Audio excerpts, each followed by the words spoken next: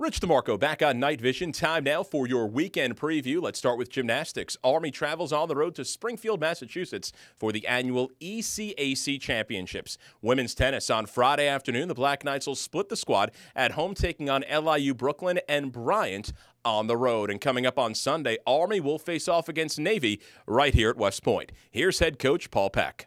You know, we have a doubleheader tomorrow with LIU and Bryant, which will be good for us, get us more opportunity to play matches outside. And then right now the weather looks like there's, a pretty decent chance we may be outside for Sunday. And obviously playing Navy is always a big rival, so it should be exciting. Well, I try to keep things the same every day. I don't really get into, I want them to train like they've always trained.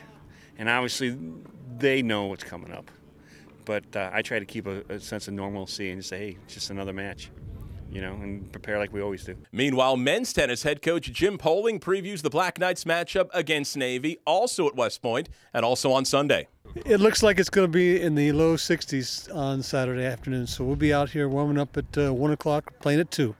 We're looking to control the emotion on the court and not get too swept away with the Army-Navy rivalry. We still got to hit the ball, same ball we hit all year, same courts we've been playing on. Nothing changes.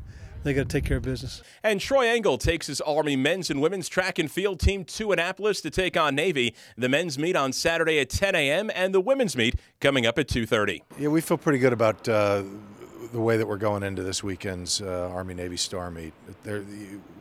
Every single year we feel as if it can come down to the relay, and it seems like every single year it just about does come down to the relay. Last year, literally, it came down to the last 100 meters of the last race of the day. And as often happens, it comes down to who's got the healthiest and fittest bodies on that point in time. We feel good about coming off this weekend. We've had a couple of big breakthroughs. Our field events are starting to come around.